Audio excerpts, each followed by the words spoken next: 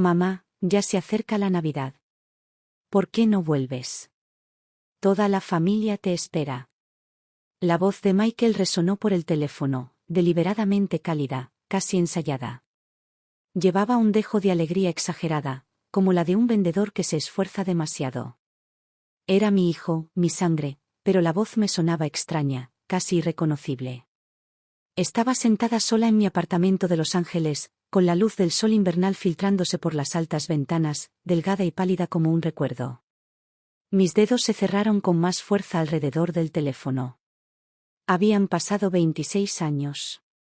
26 años de silencio. Y esta era la primera vez que llamaba. No para un cumpleaños. Ni para el Día de la Madre. Ni siquiera para saber cómo estaba. Simplemente, de la nada. Pidiéndome que volviera a casa. Menudo chiste. No puedo, dije con firmeza y seriedad, esforzándome por mantener la voz impasible. Tengo cosas que hacer. Parecía no haber notado la frialdad en mi tono, o al menos fingió no haberlo notado. Vamos, mamá, no seas así. Papá dijo que si estás dispuesta a volver, podemos olvidar el pasado. ¿Y pasar las fiestas sola? ¡Qué triste! Solté una risa suave, aguda y amarga. ¡Qué generoso de su parte! ¿Por qué no le preguntas a tu padre quién me echó de casa? ¿Quién andaba a escondidas con esa mujer? ¿Y quién te arrancó de mis brazos como si fuera una extraña? Hubo una pausa al otro lado. La suficiente para sentir la incomodidad. Entonces, con torpeza, Michael dijo, «Mamá, ¿no podemos olvidarnos de todo eso? Lo que importa ahora es que somos familia. Además, oí que tu antiguo apartamento formaba parte de ese proyecto de remodelación del centro. ¿Al final te dieron una indemnización?» Y ahí estaba. La verdadera razón. Menuda reunión familiar. Mi voz se volvió gélida. Sí, lo hice. ¿Por qué lo preguntas? ¿Me has estado vigilando?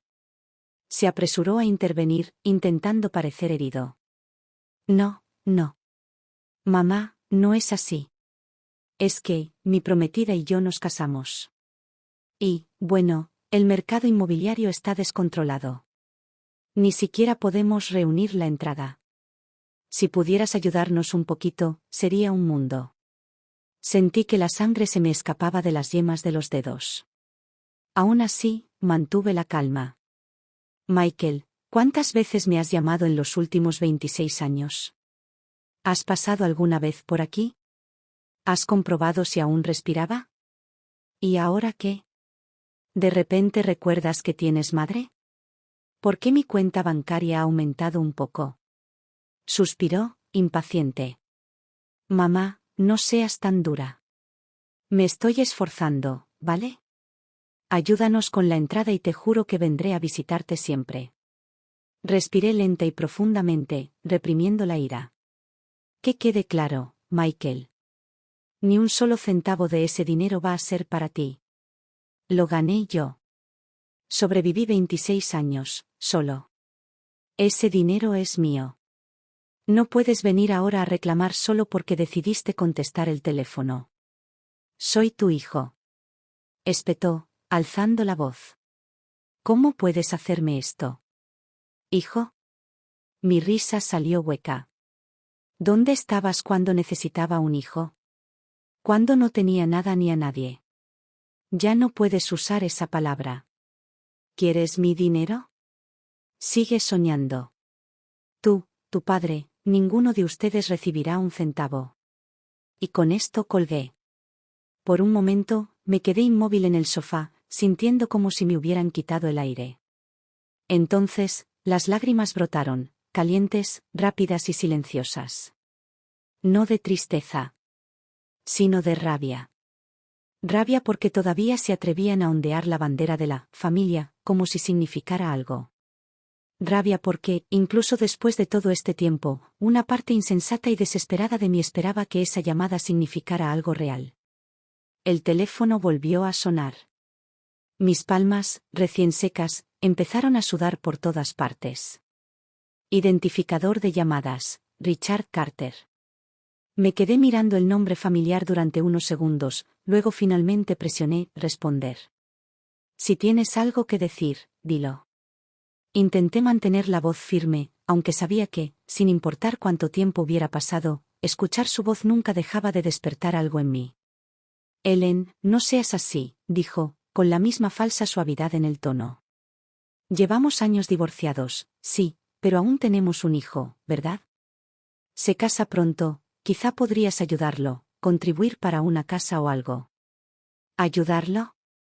Solté una risa fría. Richard, ¿qué cara tienes? ¿Quién me echó de casa hace tantos años? ¿Quién me cerró la puerta en las narices con nuestro hijo de 3 años en brazos? Ahora que tengo un poco de dinero, ¿de repente vuelvo a ser tu ex esposa? Su tono cambió, ahora más brusco, dejando de lado las cortesías. Ellen, eso fue hace mucho tiempo. ¿Por qué seguir sacando el tema?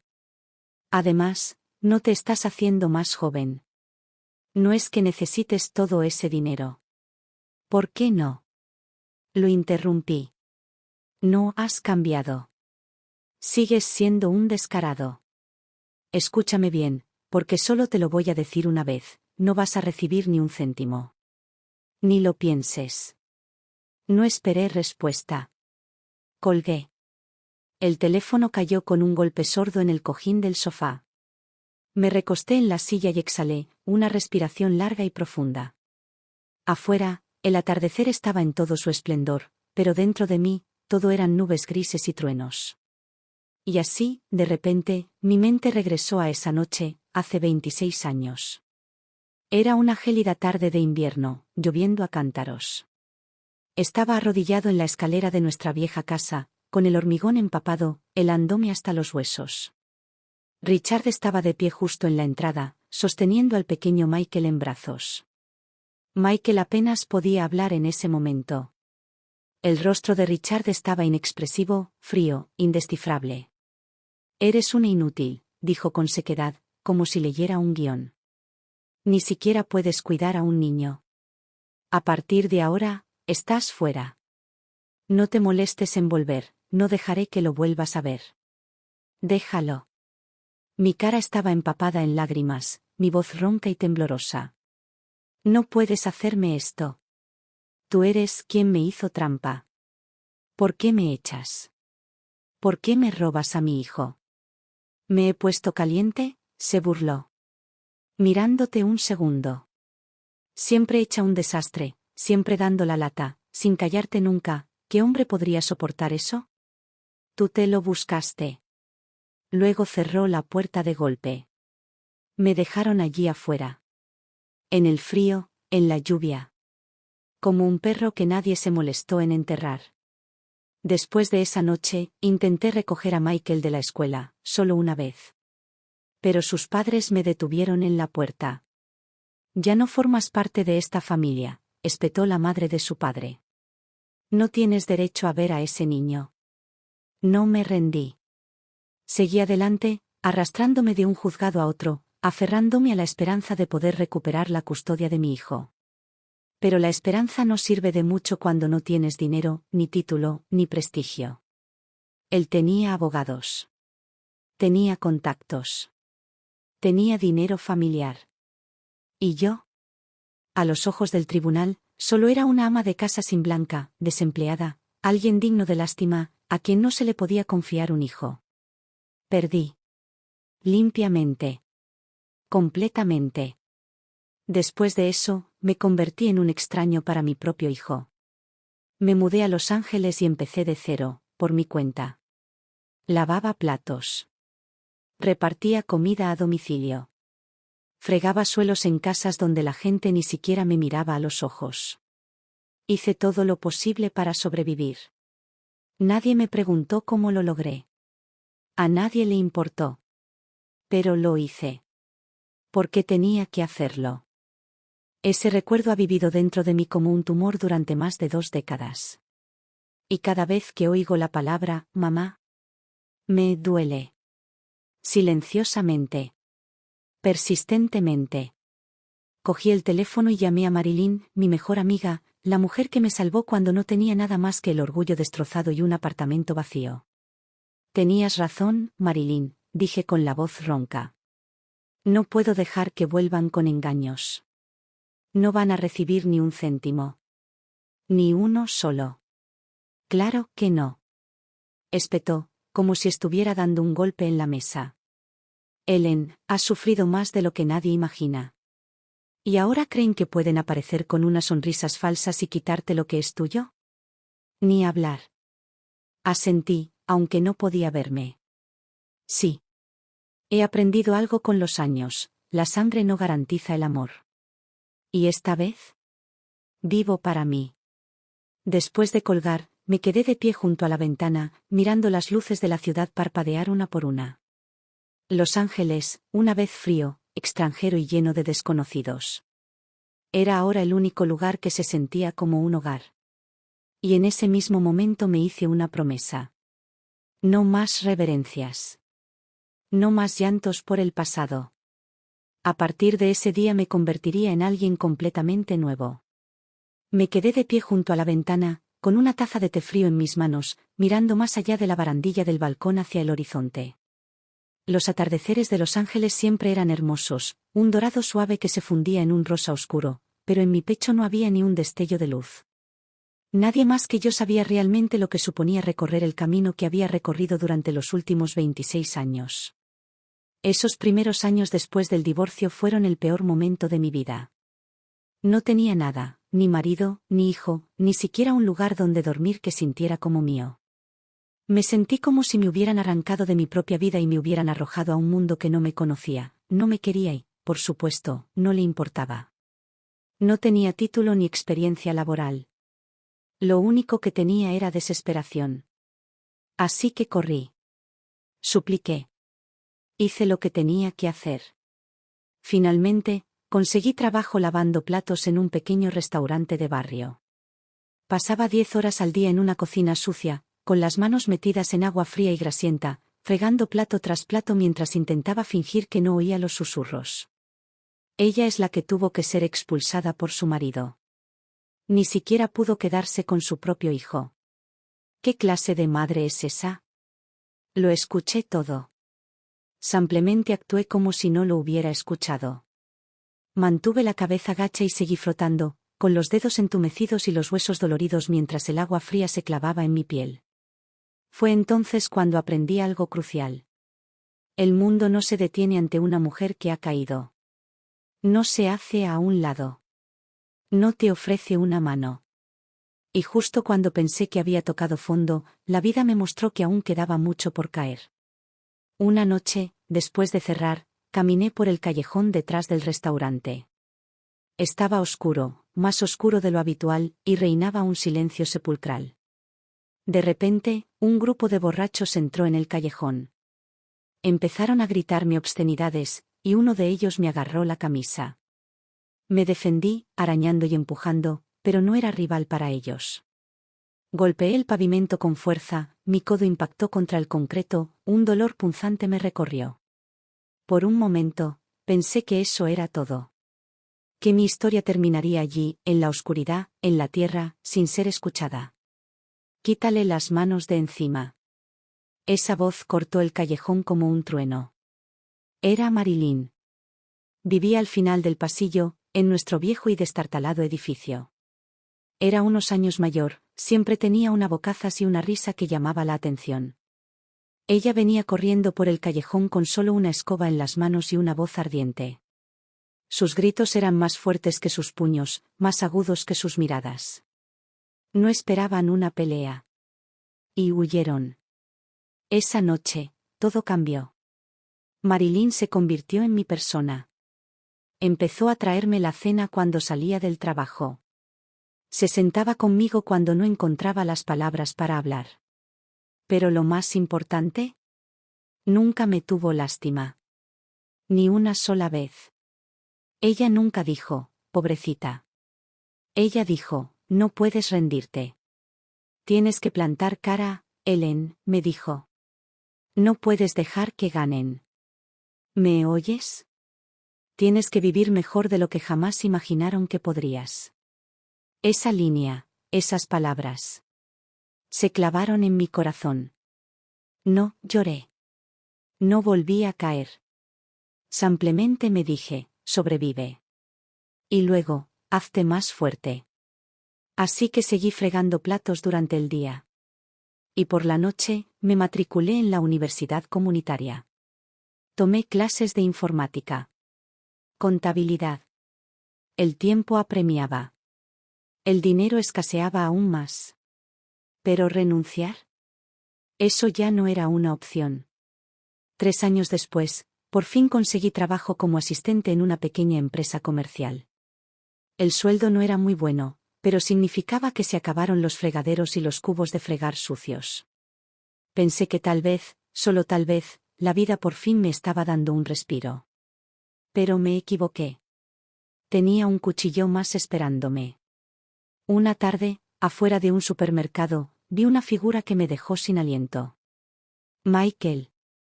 Ya era grande, tendría 10, quizá 11 años. Llevaba una mochila al hombro.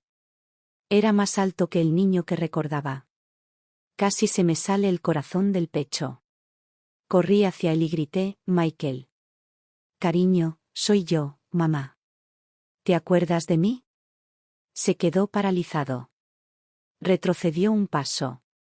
Su mirada reflejaba cautela y confusión. ¿Quién eres? Preguntó frunciendo el ceño. Mi madre murió hace años. Deja de fingir. Me quedé allí parado, clavado en el sitio, como si me hubiera caído un rayo. Michael, cariño, soy yo. ¿No te acuerdas? ¿Me rogabas que hiciera panqueques con leche todos los domingos por la mañana? Su rostro se contrajo de fastidio. Empezó a darse la vuelta. Fue entonces cuando vi a Richard. Se acercaba del brazo con una mujer impecablemente pulida. Su rostro cambió al verme. Sin dudarlo, atrajo a Michael hacia él. No hables con ella, le espetó. Vámonos. No me moví. No grité. Me quedé allí parado mientras las lágrimas corrían silenciosamente por mis mejillas. Mi hijo, mi niño, estaba justo frente a mí y ni siquiera me reconoció. No porque hubiera cambiado, sino porque Richard me había borrado de su mundo. Le dijo que estaba muerto. Así es como se ve el verdadero borrado. Después de ese día, me desmoroné. Me encerré en mi pequeño apartamento, de apenas 100 metros cuadrados, y no salí en 3 días. No comí. No bebí. Ni siquiera abrí las cortinas. Me quedé en la oscuridad, ola tras ola de lágrimas cayendo sobre mí como una tormenta que no terminaría. Había luchado tanto por seguir viva, con la esperanza de que algún día Michael me mirara y me reconociera. Pero me miró a los ojos. Y me llamó extraña. Dijo que estaba muerta. Recuerdo acurrucarme en el suelo contra la pared, con sus palabras resonando en mi mente. Mi madre murió hace años. Esa noche pensé en terminarlo. No por desesperación, sino por un agotamiento tranquilo y calculado. Me senté en el suelo del baño con la botella en la mano. Destapé el frasco, medio lleno de pastillas para dormir. Pensé, si nadie recuerda que estuve aquí, entonces quizá desaparecer no importaría. Pero justo en ese momento llegó Marilyn. Abrió la puerta de una patada como si fuera la dueña del lugar. Me miró y no dijo ni una palabra antes de darme una bofetada. No fue difícil. Solo lo suficiente para que me despierte. ¿Qué demonios haces? Gritó, más furiosa que nunca. ¿Te has vuelto loca? ¿Quieres morir y entregárselo todo a esos 2 cabrones en bandeja de plata? Eso es lo que estás haciendo. Mueres, y ellos se lo llevan todo, limpio, fácil, gratis. ¿Es eso lo que quieres? Cada palabra que decía era como una cuchilla en mi pecho. Pero no lloré. De alguna manera, ella me había quitado las lágrimas. Piensa en todo lo que has sobrevivido estos últimos 20 años, dijo. ¿Y ahora quieres rendirte? ¿De verdad vas a dejar que ganen? No recuerdo qué le respondí. Solo recuerdo abrazarla y sollozar en sus brazos como un niño. Me acarició la espalda y me susurró. De ahora en adelante, vives para ti. Para nadie más. Esa noche, renací. Apreté cada hilo suelto de mi alma. Apreté mi dolor como un cinturón tensado. Me sumergí de lleno en el trabajo. Incluso en la entrada de pedidos más simple, me aseguré de que cada dígito fuera perfecto. Me ofrecí a revisar hojas de cálculo. Aprendí fórmulas de Excel. Me apunté a clases nocturnas de comercio internacional. 3 años. En 3 años, pasé de ser un asistente anónimo a jefe de departamento. Mi sueldo se triplicó. Me mudé a un apartamento decente. Por primera vez, entré en una sastrería y me compré un traje.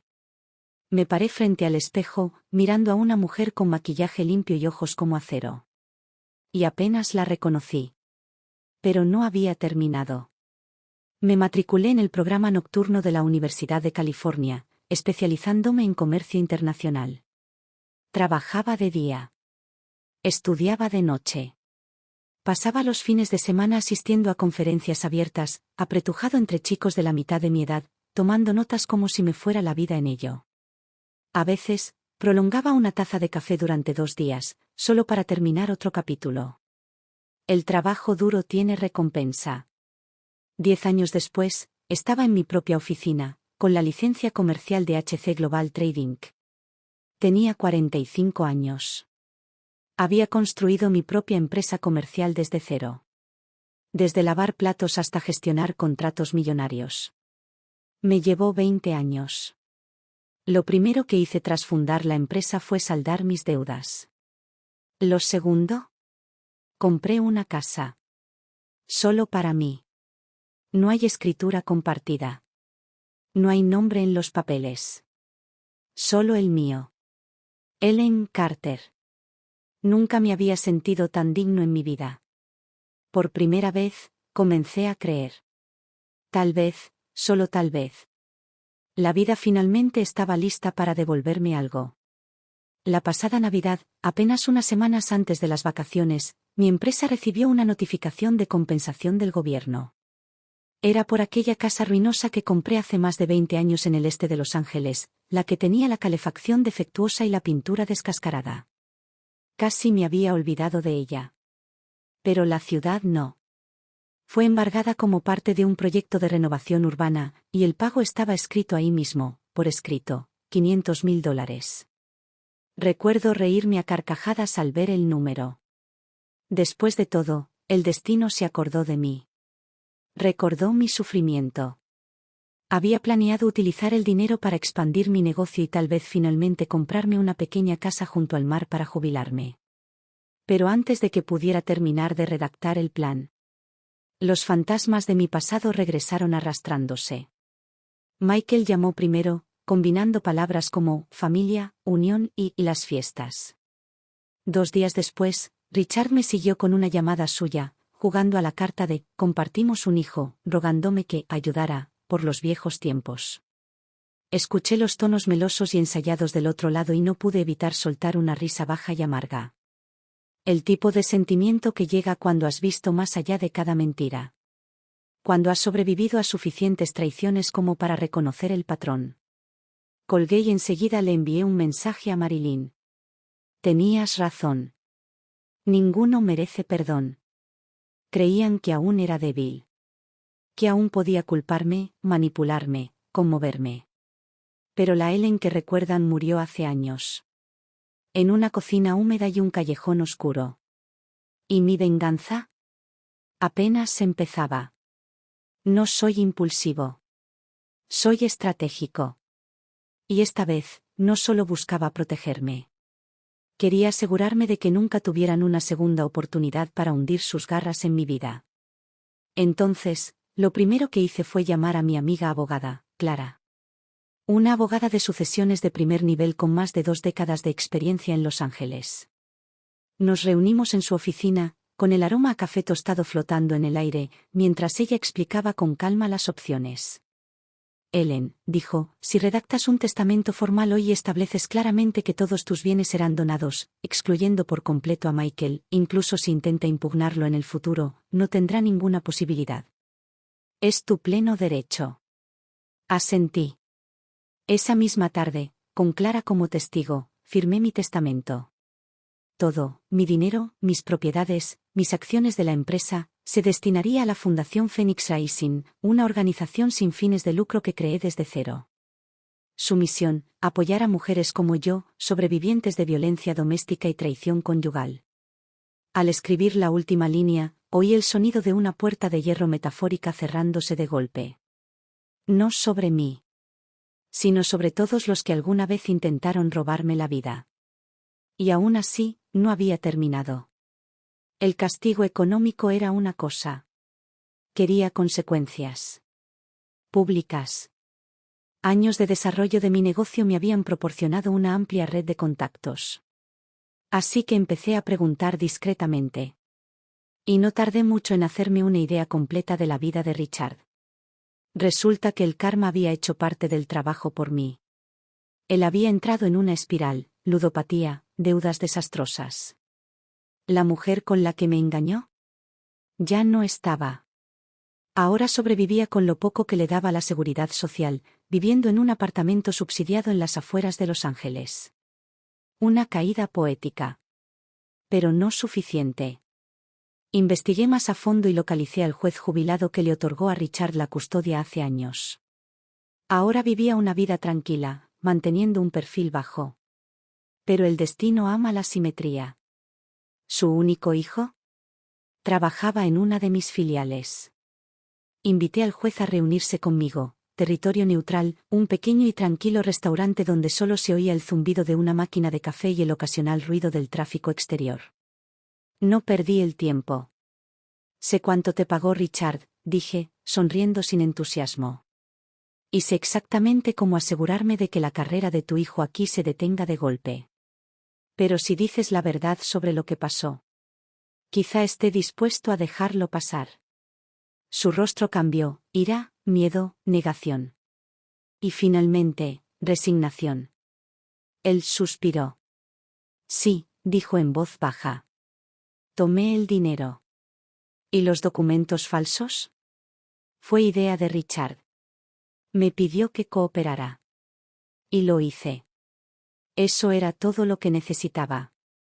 Clara compiló las declaraciones y los documentos en una gruesa denuncia legal y la presentó junto con un informe ético formal ante la Junta de Revisión Judicial de California. El martillo cayó con fuerza. La vida de Richard, ya en ruinas, estaba a punto de arder en llamas. En cuestión de semanas, la citación judicial llegó a su puerta.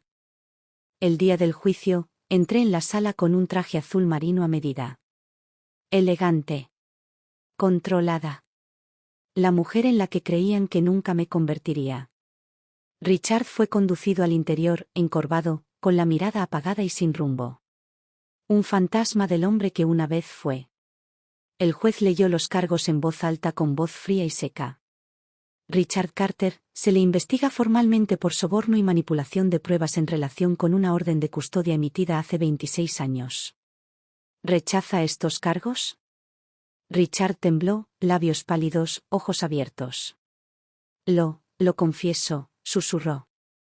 Por favor, ten piedad. No tenía otra opción entonces. Lo miré fijamente. Sin compasión. Solo claridad. Cuando llegó mi turno de hablar, me paré en el estrado de los testigos y lo miré fijamente. Hace 26 años, me echó de mi propia casa, dije con voz firme y cortante. Me quitó a mi hijo. Usó mentiras y dinero para destruirme la vida. Hice una pausa y dejé que el silencio se prolongara. Hoy solo quiero que sepa. La justicia no olvida. Richard se desplomó de rodillas, sollozando. Ellen, me equivoqué. Por favor, perdóname. Lo miré y una sonrisa fría se dibujó en mis labios. ¿Perdón?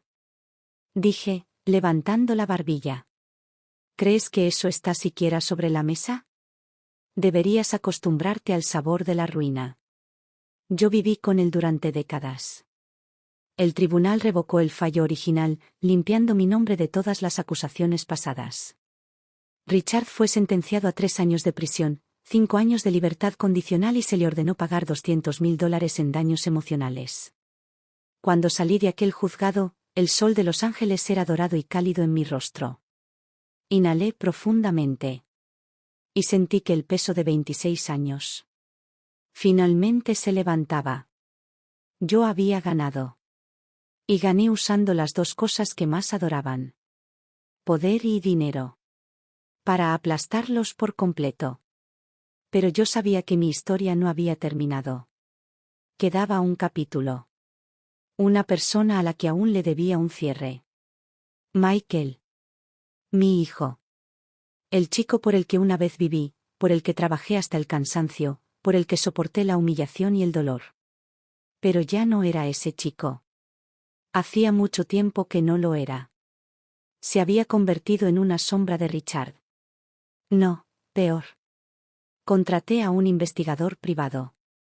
No de esos que merodean por los estacionamientos buscando esposas infieles. Era un exanalista de contratos del FBI especializado en fraude corporativo y engaños de alto nivel. No tardé mucho. Pronto, tenía una carpeta gruesa en mi escritorio. Michael había estado viviendo de mujeres. 4 mujeres, en 4 ciudades diferentes, le habían transferido decenas de miles de dólares. En cada ocasión, contaba la misma historia.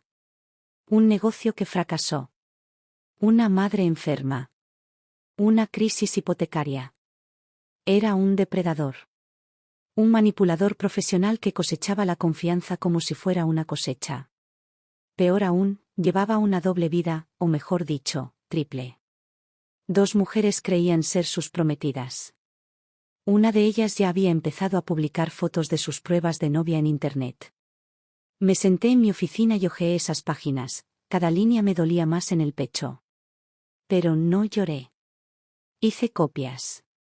Una para cada mujer. Sobres anónimos. Dentro de cada uno, el informe y una nota manuscrita mía.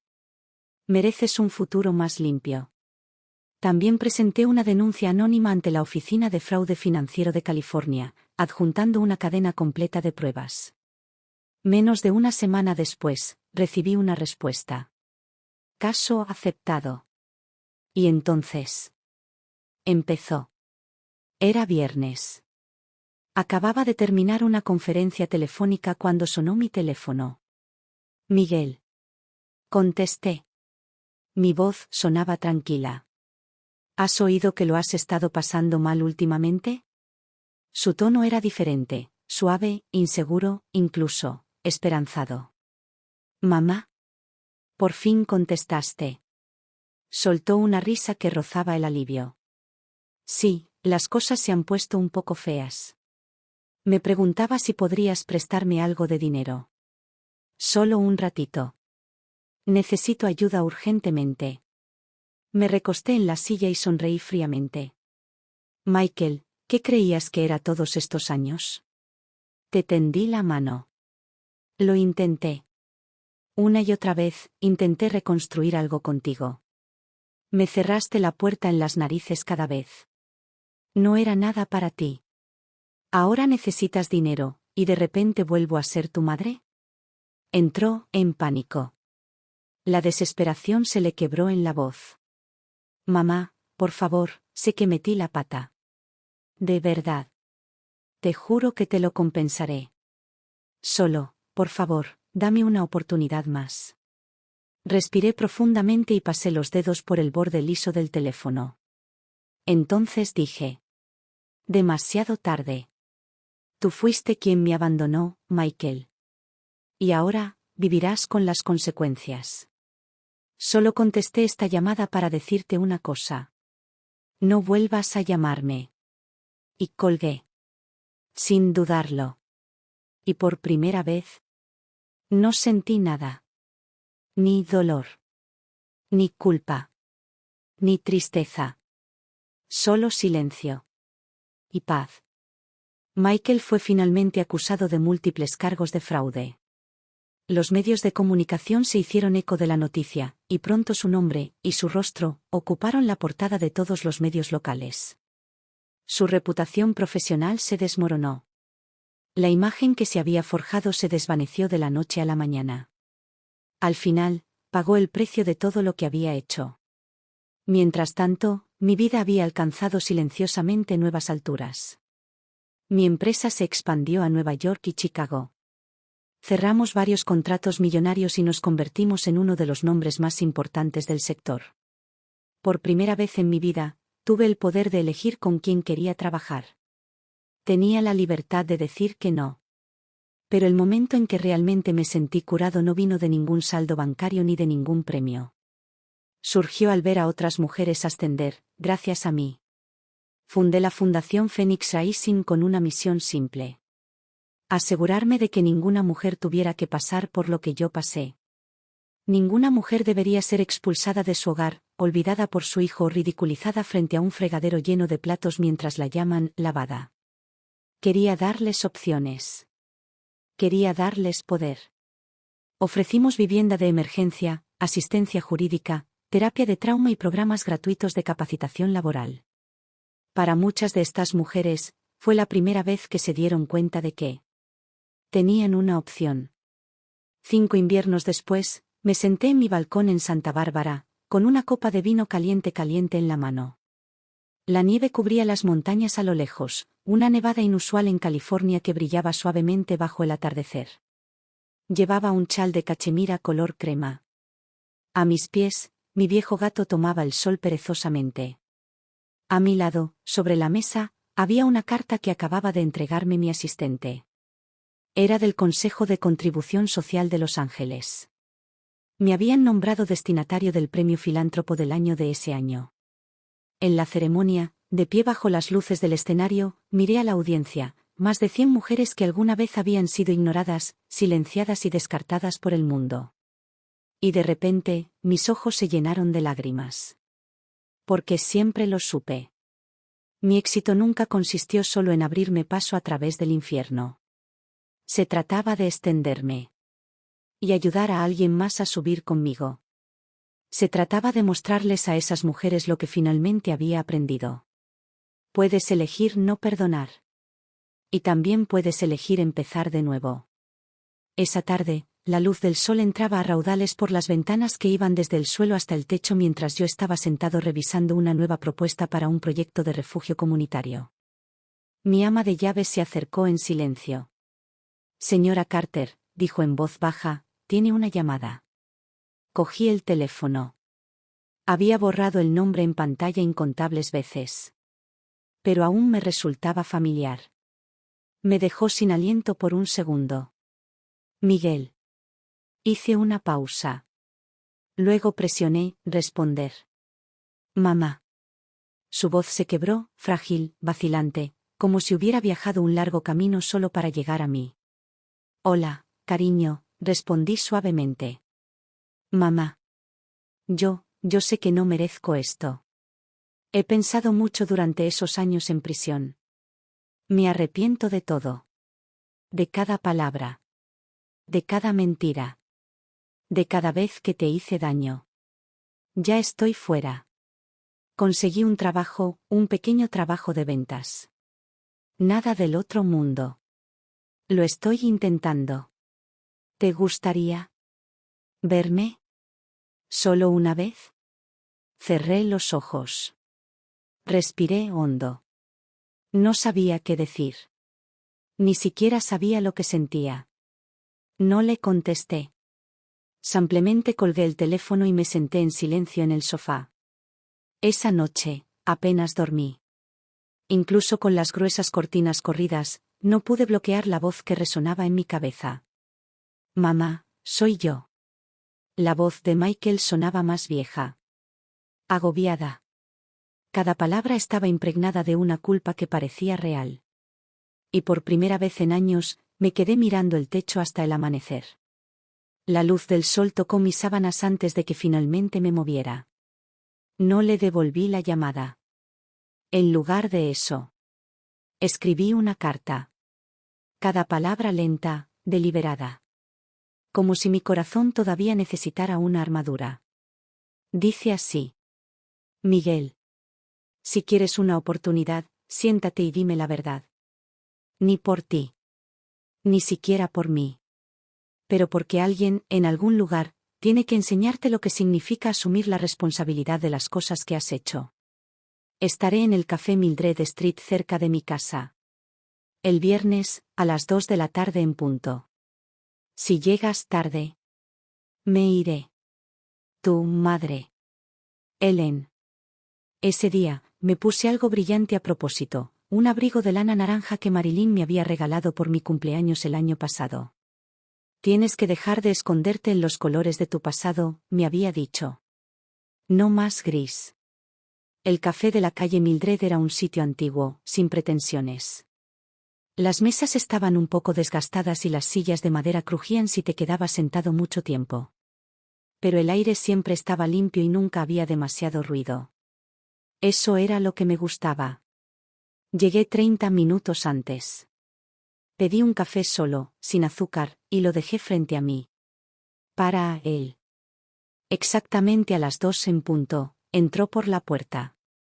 Lo reconocí, pero tardé un momento. Llevaba el pelo corto y parecía más delgado, con las facciones más definidas. Su chaqueta estaba descolorida, de esas telas que se han lavado cientos de veces. Tenía los nudillos rojos y en carne viva, como si hubiera estado levantando cosas sin guantes. Nos miramos a los ojos por un segundo. Entonces se acercó. No se sentó enseguida. Se paró frente a mí, con una apariencia pequeña que no le había visto desde que tenía 10 años y lo pillaron mintiendo sobre un jarrón roto. Avergonzado. Cuidado. Señalé el café.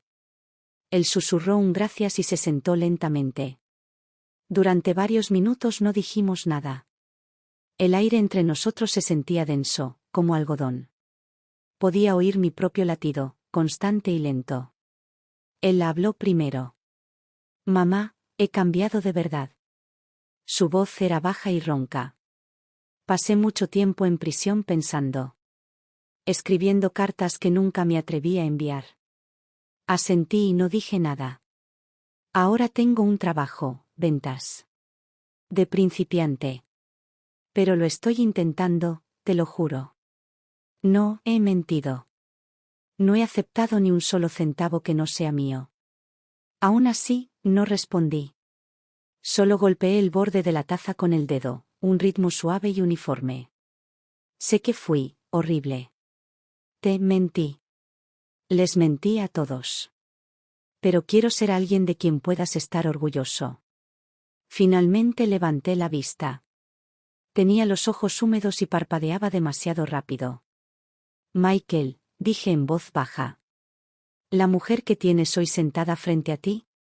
Tardó 26 años en construirse. No puedes deshacer eso con 3 frases bonitas y un café. Se mordió el labio y no discutió. Suspiré, dejando que mi voz se suavizara. No vine aquí a perdonarte. Vine a preguntarte si estás listo para afrontar de verdad lo que has hecho. Él asintió. Fuerte. Sus ojos estaban rojos ahora. Metí la mano en mi bolso y saqué un cuaderno de tapa dura. Lo deslicé por la mesa. Si vas en serio, escríbeme. Cada semana, envíame algo. Un recuerdo, una reflexión. Sin adornos. Sin excusas. Solo la verdad. Tal como fue. Sus manos temblaban mientras tomaba el cuaderno. Entonces me miró. Y, por primera vez, hubo un destello de luz en sus ojos. No le prometí nada. Pero en ese momento. Lo sentí. La primera tabla de un puente colocada. No de vuelta a lo que teníamos. Sino hacia algo nuevo. Algo reconstruido. Me levanté para irme. Él se quedó conmigo. Y cuando me giré, dijo suavemente. Gracias. No miré atrás. Pero sabía que vendría la próxima vez. No para pedir perdón. Sino para intentar, finalmente. Convertirse en alguien a quien una madre pudiera ver. Michael no faltó a la reunión. Una semana después, justo antes del atardecer, apareció puntualmente en mi porche, con la libreta en la mano. Vestía con sencillez, pero algo en él parecía más arreglado. Llevaba el pelo arreglado y la camisa planchada. Estaba allí de pie, cauteloso, pero con una tranquila determinación en la mirada. No lo invité a pasar. Simplemente le quité el cuaderno. Le temblaban los dedos al entregármelo. No lo abrí en ese momento. Solo asentí. Si quieres seguir escribiendo, dije, podemos quedar en otro momento. Quiero, respondió. Luego se fue. Me quedé en el porche y lo vi alejarse. No sentí alivio en el pecho. Solo una pesadez que no podía identificar. Pero no era la vieja ira. Era algo más. Una cautela, tal vez. Una especie de cautela que surge cuando algo, una vez roto, intenta recomponerse. ¿Por qué la familia? Una vez desgarrada. No puede volver a reconstruirse con un único, estoy dispuesto. Más tarde esa noche, leí lo que había escrito. Describió la primera vez que escuchó las palabras, tu mamá ha muerto. Era solo un niño, sentado a la mesa.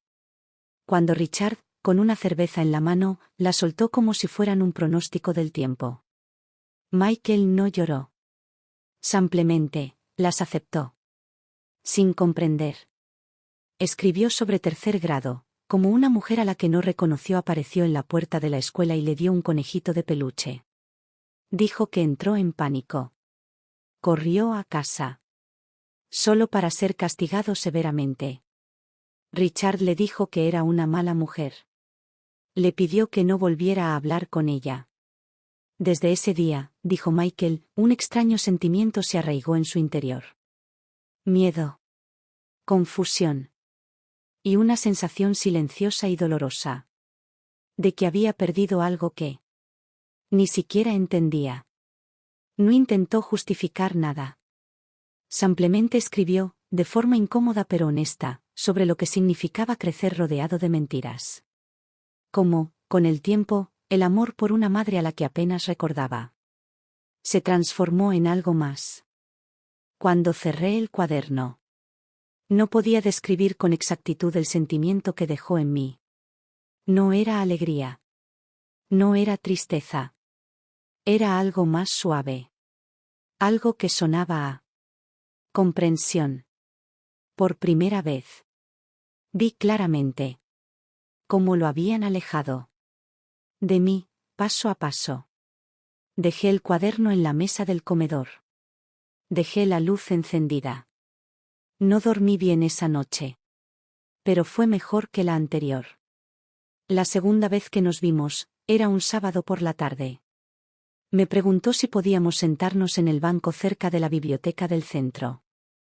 El sol calentaba ahí. Las calles estaban tranquilas.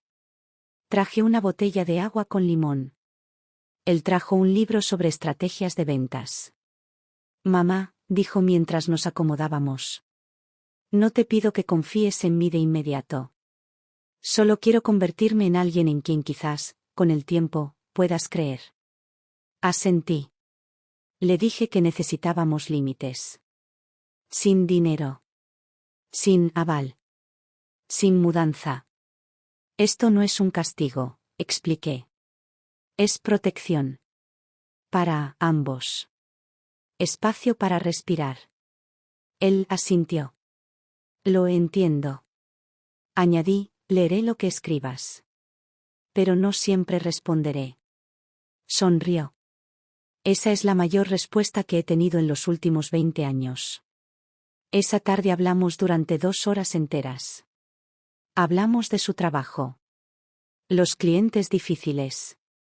El jefe exigente. Hablamos de sus mañanas. Cómo se obliga a levantarse de la cama. Empieza el día lavándose la cara y luego escribe en su diario durante 10 minutos. Me dijo que ha empezado a terminar cada día enumerando 3 cosas que no ha hecho mal. Aunque sea algo pequeño, como llegar a tiempo. O, no mentirme a mí mismo sobre no tener hambre y comer comida chatarra. Dije. Parece que finalmente has empezado a hablar contigo mismo. Sonrió. Sí, dijo. Creo que por fin estoy oyendo mi propia voz. Y en ese momento, una sensación de calor se apoderó de mi pecho. No alegría, sino un destello de confianza.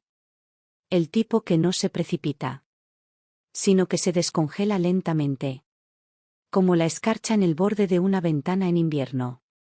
No lo dije en voz alta. Pero mientras caminaba hacia casa, me encontraba esperando con ansias. La próxima semana. El tiempo pasó rápido y antes de que me diera cuenta llegó el día de la siguiente reunión. Esa noche preparé la cena, algo que no había hecho en mucho tiempo. Salmón a la plancha, espárragos al vapor y una olla pequeña de sopa de calabaza. No porque se me hubiera olvidado cocinar, sino porque, durante años, no había sentido que hubiera alguien para quien valiera la pena cocinar. Incluso cambié el mantel. Un mantel de lino y algodón azul marino intenso, combinado con una sencilla vajilla de cerámica blanca. Las lámparas colgantes proyectaban una cálida luz dorada por toda la habitación. Todo estaba tranquilo. Apacible. Exactamente a las 6, sonó el timbre.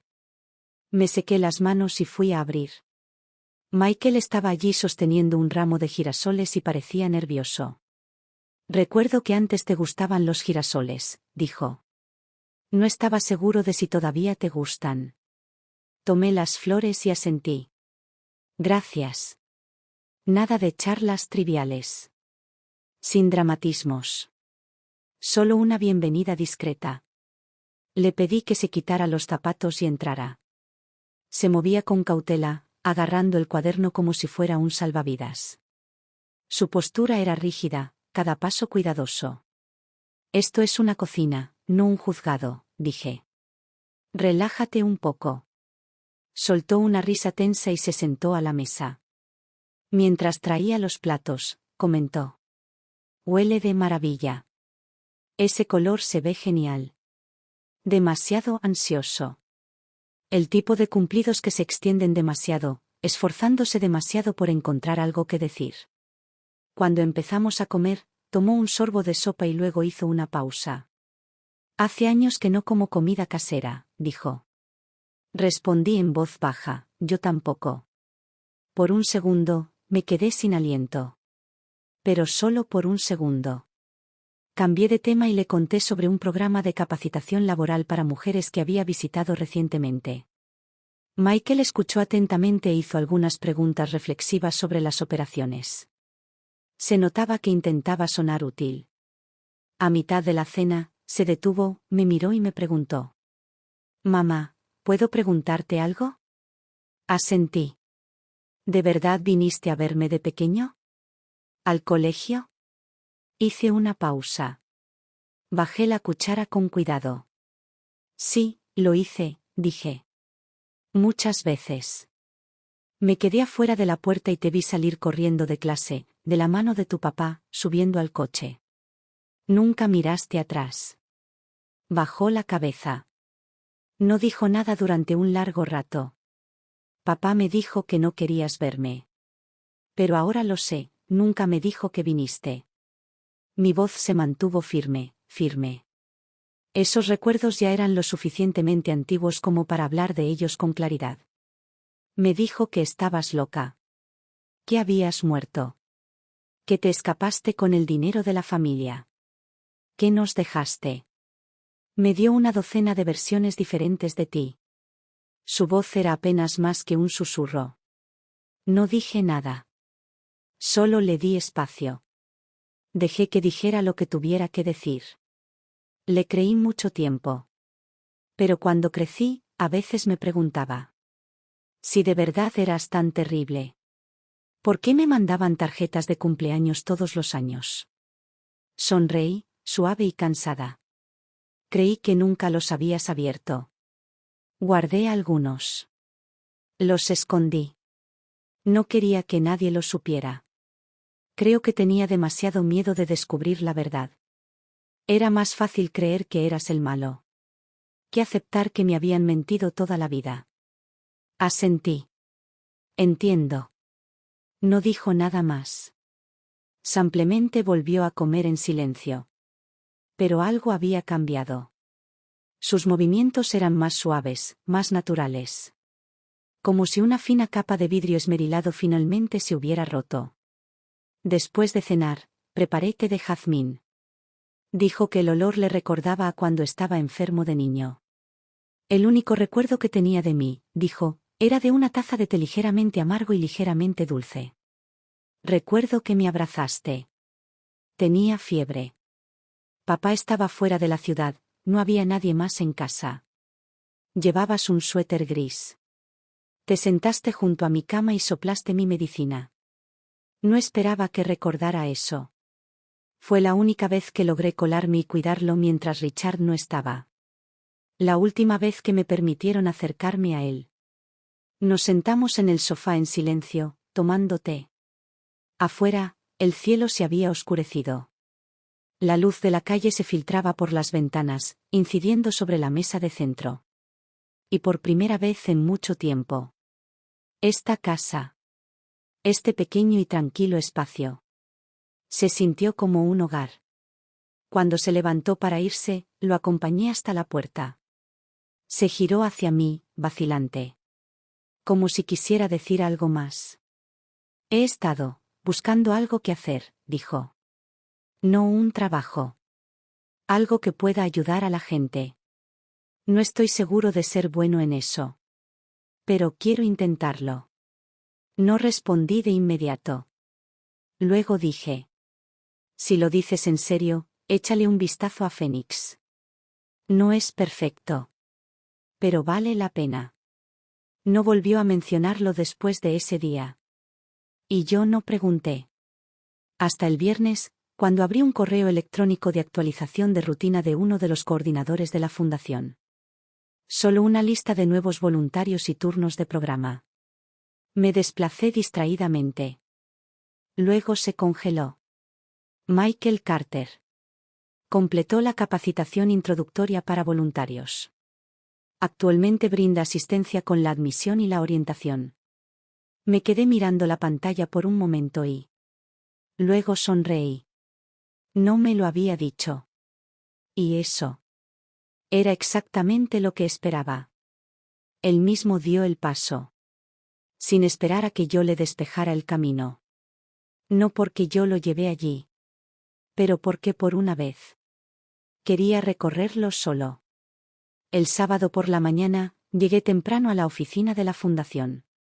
Fingí estar de paso y entré tranquilamente a la sala de capacitación.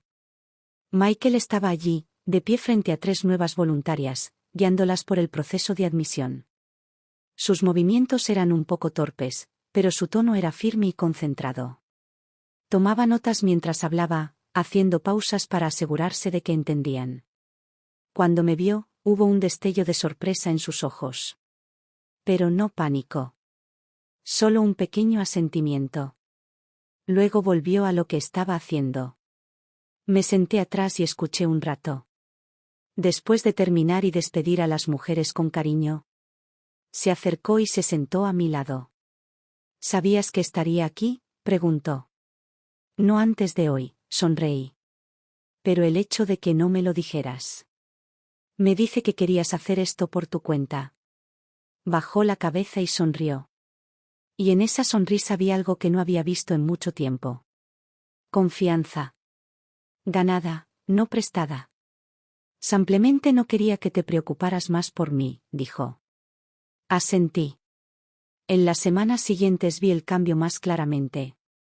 Cuando venía a cenar, empezó a traer nuevas recetas para probar. Ya no esperaba a que le sirvieran.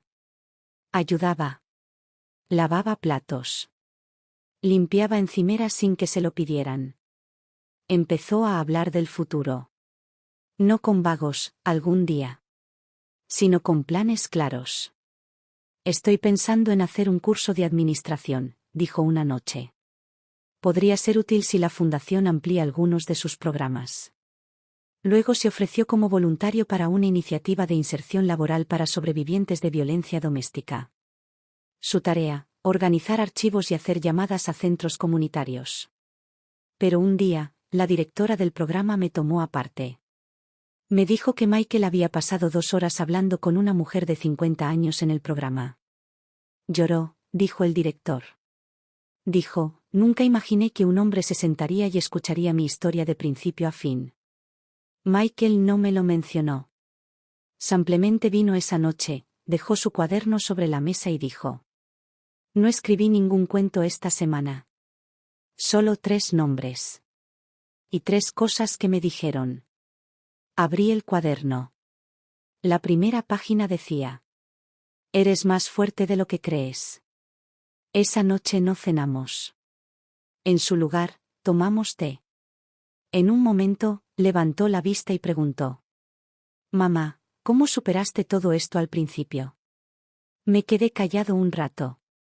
Luego dije: no lo logré. Me tropecé todo el camino. Él asintió lentamente. Lo entiendo. Y me di cuenta, no solo lo decía. Lo decía en serio. No fue simpatía. Fue resonancia. Empezaba a comprender. Que vivir no significa escapar del dolor. Significa seguir adelante con él de todos modos. Esa noche, cuando se disponía a marcharse, lo acompañé hasta la puerta. Él dudó. Luego dio un paso adelante y me abrazó. No como un niño que necesita consuelo, sino como un hombre que finalmente baja sus defensas si elige la cercanía. Le devolví el abrazo y le di unas palmaditas suaves en la espalda. No llegues tarde al trabajo mañana, dije con una sonrisa. Él se rió. No te decepcionaré. Cuando la puerta se cerró detrás de él, me quedé allí por un momento, mirando hacia el silencioso pasillo. Y en esa quietud, me di cuenta. La vida estaba mejorando. Esa tarde, el sol era suave y dorado. Michael vino a almorzar, como siempre. Pero esta vez trajo una propuesta. Me puse en contacto con una residencia de ancianos en Berkeley, dijo mientras dejaba la chaqueta. Tienen un programa de voluntariado para el Día de la Madre. Oí que alguien que conocías vive allí. Creo que la mencionaste alguna vez, ¿no? Hice una pausa. Me tomó por sorpresa. ¿Rita?, pregunté. Él asintió. Sí. Dijiste que era la única persona con la que podías hablar de verdad cuando las cosas se pusieron difíciles. Lo recordé. Una onda silenciosa se agitó dentro de mí, vieja, distante, pero familiar. Rita había sido mi vecina durante esos años en la vivienda social. Una mujer latina apasionada y sensata que siempre olía a chile y reía con todo su cuerpo. Era directa, ruidosa y leal. Después de enfermarse, se mudó a Berkeley y perdimos el contacto. Ese día, Michael y yo condujimos 2 horas hasta la residencia de ancianos. Encontramos a Rita sentada en el jardín, tomando el sol junto al muro del patio. Estaba pálida, pero su sonrisa se abrió como un petardo al verme. Me agarró la mano con la misma fuerza feroz que recordaba. Tú debes ser el chico, dijo, mirando a Michael con los ojos entrecerrados. El que no abría la puerta mientras tu madre lloraba en el patio. En aquel entonces, me dieron ganas de darle una patada a tu padre en los dientes. Michael soltó una risa incómoda, pero no se inmutó. Sé que me perdí mucho, dijo en voz baja. Rita arqueó una ceja. ¿Y qué? ¿Crees que puedes inventarlo? La miró fijamente a los ojos y asintió. Quiero intentarlo. Los miré a ambos. Uno, mi ancla cuando no tenía ninguna. El otro, una vez la herida más profunda de mi vida. Ahora, se sentaron a ambos lados de mí. Pasamos la tarde allí, charlando, riendo, sobre todo escuchando los incansables comentarios de Rita. De camino a casa, el sol se ponía. Michael y yo no hablamos durante casi todo el trayecto. El silencio no era incómodo, solo, pleno. Cuando entramos en el camino de entrada, lo rompió. Mamá, dijo. ¿Hubo algún momento en el que realmente quisieras borrarme de tu vida? No respondí de inmediato. La hubo, dije suavemente. Se giró para mirarme, con el rostro tranquilo. Fue cuando tenías 17 años, dije. La última vez que estuve fuera de tu casa. Me miraste por la ventana, y luego corriste la cortina. Volví la cara hacia el cielo naranja que se desvanecía. Recuerdo llegar a casa y acostarme en la cama, pensando, quizás sea hora de borrarte de mi corazón. Quizá debería dejarte ir. ¿Y por qué no lo hiciste?, preguntó. Porque no pude, susurré. El coche permaneció inmóvil en la entrada. Ninguno de los dos intentó salir. Sabes, continué, antes de cerrar la cortina, dudaste medio segundo. Nunca lo olvidé. Inclinó la cabeza. Su voz estaba ronca. En ese medio segundo, me preguntaba si te irías. Lo miré. Nunca me fui. Simplemente me quedé donde estabas, hasta que te diste la vuelta. Esa noche no cenamos. No nos despedimos. Simplemente me tomó la mano. Un gesto sencillo. Silencio. Luego se marchó. Me quedé en la puerta, viendo cómo el resplandor de sus luces traseras desaparecía calle abajo.